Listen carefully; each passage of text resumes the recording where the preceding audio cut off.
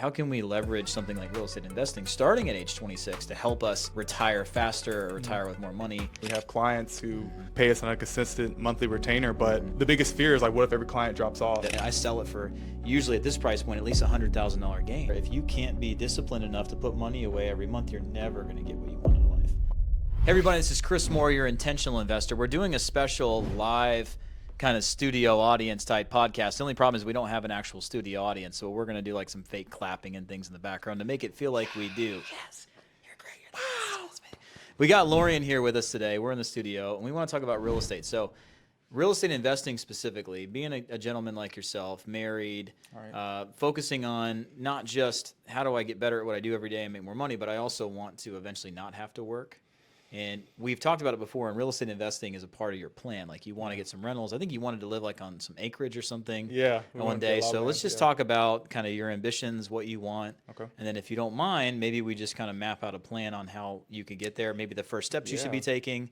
And I may hold your feet to the fire a little bit, hold you accountable and call you out if you've got any stuff. Because I think mindset has a lot to do with it. It's easy to get your second million after you have your first. It's easy to get your third property after you already have two, but how do you get to that first one? Yeah. Right. So let's talk about real estate, your ambitions. First of all, for the audience here, how old are you?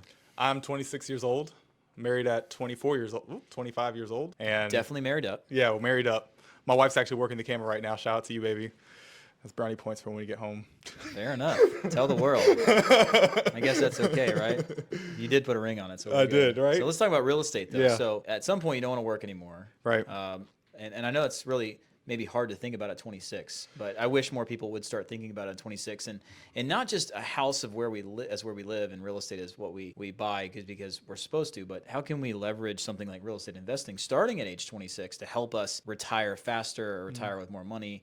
And how can we use real estate investing in houses and properties as almost like a savings account? It could be a wealth accelerator, things like that. Well, I'd like more so just to have incoming cash outside of, because right now we run a content creation agency and we have clients who pay us on a consistent monthly retainer. But the biggest fear is like, what if every client drops off and we don't have any other asset to fill that in, which is why I wanted to do real estate, because those that's still a monthly recurring revenue that comes into our bank account and requires, I assume at least, could be less outside of the upfront work. Sure, it's easier to manage. Maybe. So tell me before we get into that, because I have some thoughts on that subject for you. But what's the ambition?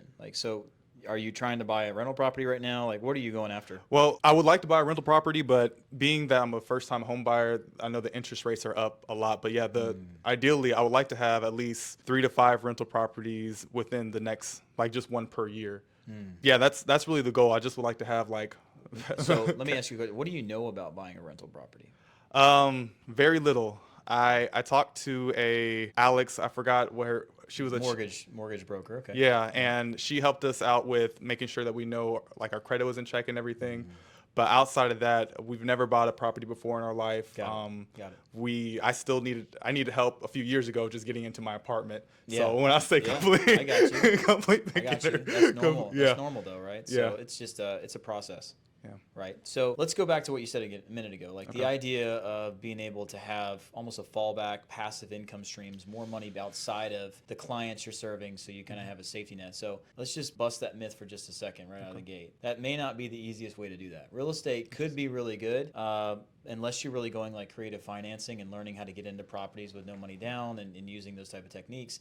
It's going to be more difficult to get into a property that's going to cash flow enough to make it worthwhile, right? So really, let's just get away from everything and just go straight back to traditional real estate investing. You really have two main things, which is cash flow investing and appreciation investing, right? Cash flow investing is when you're buying a property, hoping that the difference between your mortgage payment and the rent someone's paying you is going to pay you a monthly cash flow amount.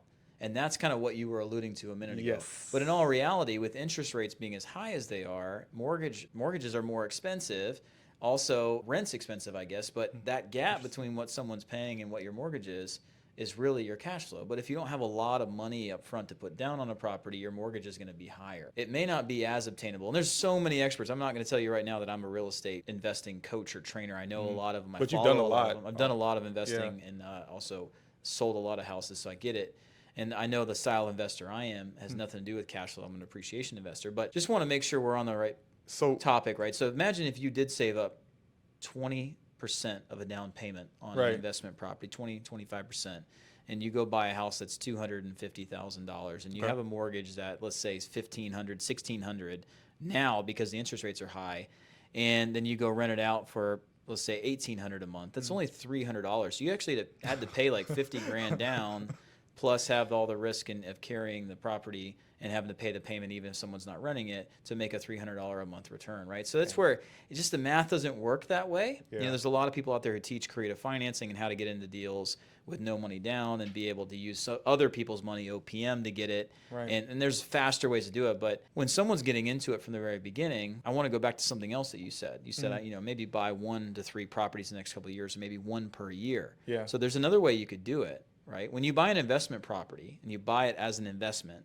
you have to put a larger down payment down. You know, I mean, 20% most of the time standard for the minimum down payment for an investment property. It's a lot of cash. Which is wild. Right? Yeah. But if you go buy a house to live in it, you can put a much lower down payment down. I mean, even as low as 0 down, Right. with some areas and some price points of houses. Like there's rural development, USDA. If you were a veteran, you could do the VA. I don't like any of the 0 down loans at all. If I do 0 down, would the interest rates go up a lot more? Not necessarily. It depends on what it is. I'm not a big fan of 0 down, and I'll tell you why in a minute. But imagine if you jumped in at 3% or 5% down, which is much more obtainable. Yeah. Is it easier to save 3% of 250 or 5% of 250 or 20% of 250? Easily 3 to 5%. Yeah. So imagine what we do is the 1-year rule. You can actually buy a house, live in it as an owner occupant. That's the language around this: owner investor, owner occupant.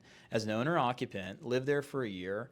Then you could rent it out and then buy a new one. And you can do that every year. And what you're doing is you're lowering the barrier to entry, where you're not paying a big 20% down every time you buy the property, but instead you're getting in at that 3 or 5% down. And that allows the barrier to entry to buy the property to be much lower, right? So every year, if you did that, yes, you would be moving every year to a new house.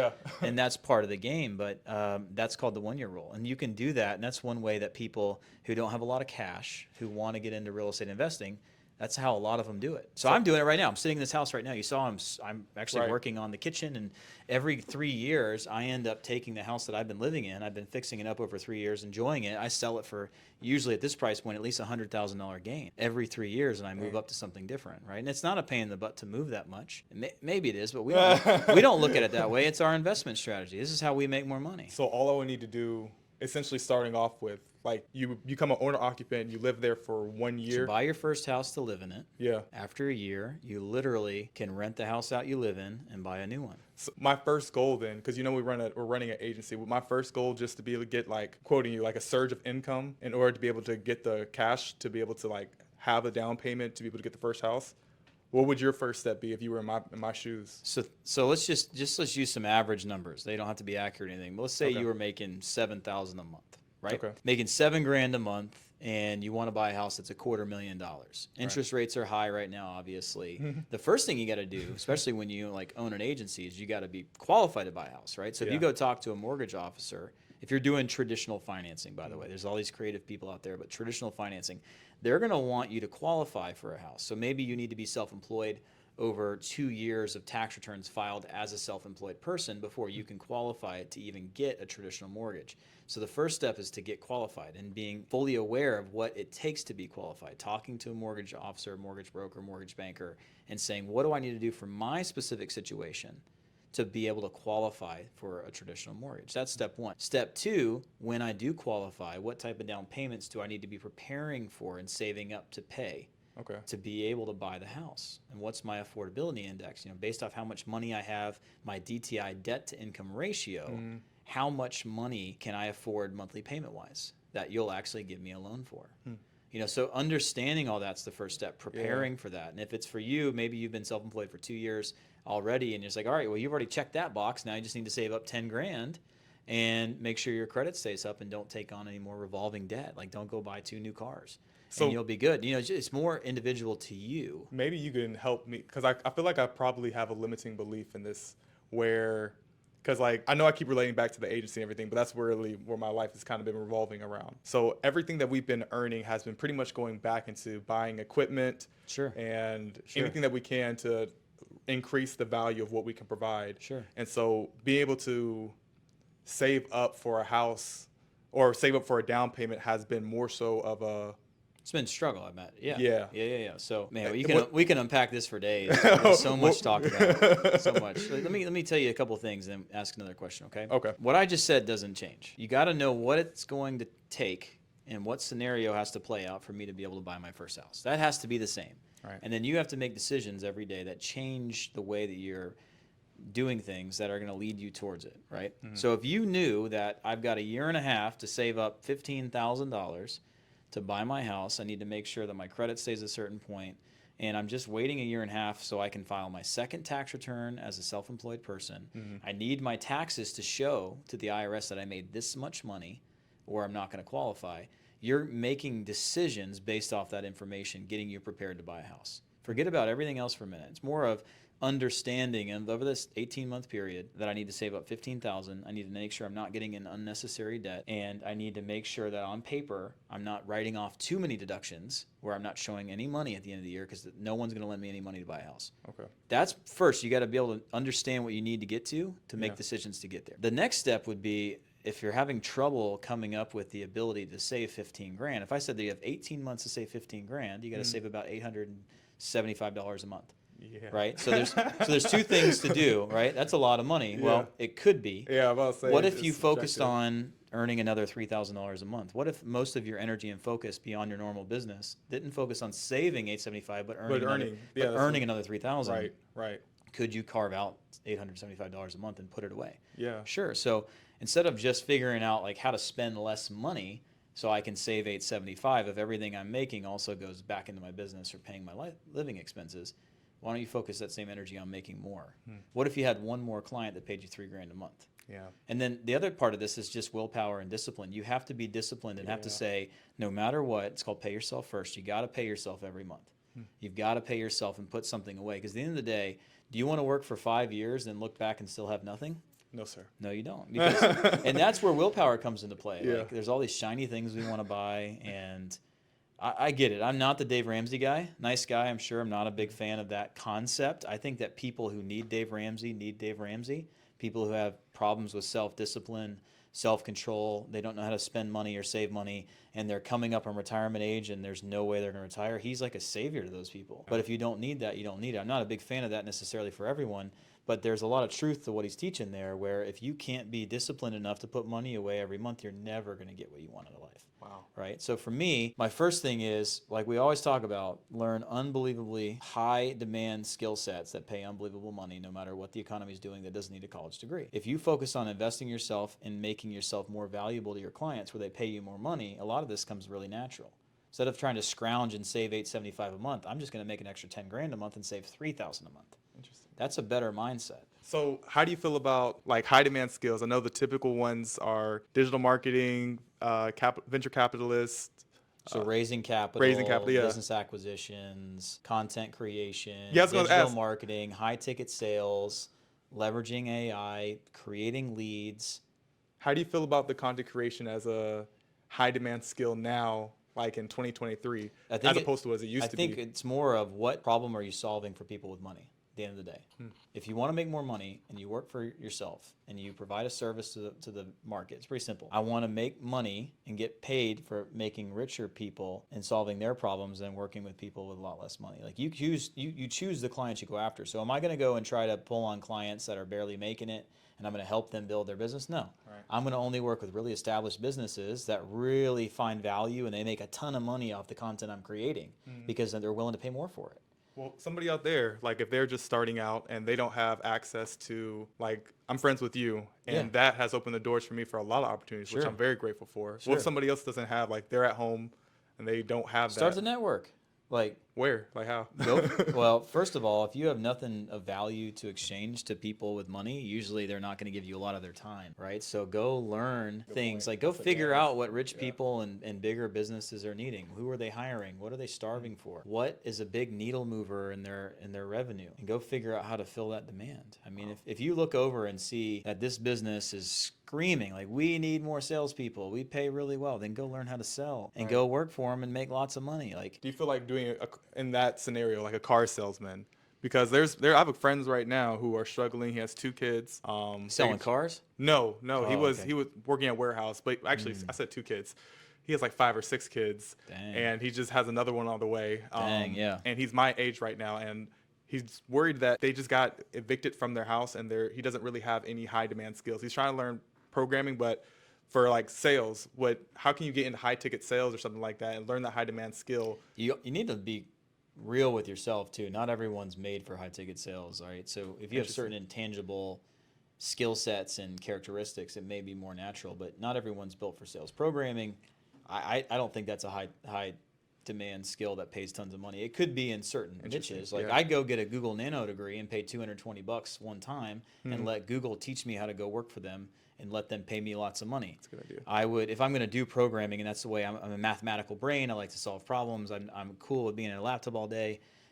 Go research and type into Google, like, what Amazon programmers make the most money and how did they learn what they learn, and go learn what they learn and then put your resume in and show them. Or there's Cisco and all these different companies that are literally training their next workforce by, you pay like $500, you take a course. When you finish it, they hire you. Like, I don't see how it's so hard. People are not Google searching the right stuff. That's what I think. But I don't think your programmer friend needs to go be a high ticket sales guy. You know, it's a very different type of skill set. Okay. But it's more of what can you do that feels more natural to you, that you're interested in, and then who would pay you the most money to do it. How can you provide value to their life? So it's like, if you're watching this and you're a content creator, are you going to go work with startups? No, they're not going to pay you. They don't have any money. Right. They're going to offer you pizza, equity, and a couch to sleep on or something. Like, you don't want to do that. Go work for companies that already need what you're offering. They already believe they need it. They know how to channel the content you're creating to make them money. Like, it's not the content that you're creating that's making us money. It's how we're channeling it. Right. You know that, right? Yeah. You know, so it was a mental shift for me. Like, it is a big mental shift, big right? mental So shift, it's not about like artistic and being creative and being great with a microphone and being great at it's about how to do that with the people who know how to make money with it, because that's where it's worth a lot more. So basically switching your idea cap from being a content creator to like a content strategist. I help people create high quality content that converts into cash. That's what I would do. I think about, like, I'm the guy you call when you need blank. Remember we talked about that many times, right? So if I look at, like, hey, I'm a content creator. No, I'm the guy you call when you have the opportunity to create lots of money for your business, leveraging content, but you don't know how to do it. That's who I am. That's the guy I am. I forgot about I'm not that, a content creator. I'm the guy you call when. You know, that's a better way to look at what you do. Because you can go create content for a real estate agent and help them shoot their, like, you're not going to make any money doing that. You're not going to make any money doing that. They're not going to share their commission with you. Yeah. Right? Or you can go make money by making content for somebody who's learned how to leverage Instagram and make $10 million a month. And you can go and be a part of that journey. That what you're doing for them is worth so much more money to them than some real estate agent, you know? So just to recap everything we kind of talked about. How do we get to this topic? We were still I know we started real estate. But go ahead, recap it. No, I'm going to ask you to recap. Go ahead. So do you believe start with a high demand skill? After you find the high demand skill that makes you money, then start saving up for a down payment, or do your, like, what I think it's hard to really put anything into some sort of box like that. I think we're talking to you. We're talking about Lorien. We're talking about you want to buy a house. We're talking about how much money you're making. We're talking about how to save up $15,000 over 18 months and not make bad credit decisions. That's what we're talking about here. It's so personalized. It's so different. Yeah. Okay. You know, somebody else in the room or somebody else listening has a totally different thing than you do. They may be a W-2 looking to buy their first house. It's a different, so I can't put it into a box. Okay. But what I can tell you is, if you're out there and you are self-employed and you're tired of making more money every month yet having nothing to show for it, yet maybe your lifestyle's a little bit better, yet you have nicer clothes or clothes with me on the picture, right? That's nice. But instead, you want to be able to look back and say, wow, look what I built and look what I have. Wow. You know, at the end of the day, your net worth is what you own minus what you owe. At the end of the day, you work hard for 5 years. What do you own? Right. You know, so all I'm talking to you about is on a personal level is, rather than trying to figure out how to scrape and salvage and let your personal quality of life suffer, focusing on saving $875 a month, I would double down on how can I do this at a higher level, make more money, and at the same time keep my lifestyle suppressed much lower than my income, that allows me to have a lot more investable money and money that I can save every month to be prepared to invest. Yeah, this has been a great, I appreciate, like, for sure. Chris has helped me since I was working I think I was 18 years old, I'm 26 now at the Ninja Academy and has been pouring me from sales to now where I'm agency owner and investing. Like, I appreciate you so much, man, sure, for dude. everything that you've My done. pleasure. Thank you. My pleasure. you. But one more thing to that, though. I mean, you got to start with, I know what I want in life. I want to buy a house. And then you got to go talk to the right person that's going to guide you on what that looks like. And then they say, all right, now here's the roadmap, 18 months. Don't make any bad credit decisions. I need you to save up 15 grand, and you need to make sure the IRS thinks you make at least 80 grand a year. If you don't have that blueprint, you literally can't get to your destination. So that was the first step. Figure out what you want. Go to the person that can help you get there and ask them what would have to be true. What does that journey look like for me? And then go let that be a compass for your decision making. Okay. That's got to be part of it. Okay. Yeah. And then don't live in the scarcity mindset where I can only make 7 grand a month. So I'm going to have to like make sure my cost of living's below 5 grand. No. That's fine. It's great. But if you're in like your type of environment where you can take on one more client and double your income, man, just keep your cost of living as low as you can, still be comfortable, but focus on accelerating your income for that purpose. Okay. Yeah, because you can't feed your net worth without accelerating your income. You just can't do it. And life's not getting any cheaper. No, it's not. And eventually y'all are going to have little Loriens running around, and they're expensive. I've got a couple of those. You know? My wife in the back like, nah, 2 years, All 2 right, years, all 2 right, years. All right. You guys can adopt me if you want a kid. Yeah. Is that naming our Chris, is that for the college fund? Is that applicable for us too? I'm just kidding. That's another video another day. Yeah. It's another video another day. But yeah. If you named your kid Chris Moore and you like gave it my last name, I'll definitely pay for everything. 100%.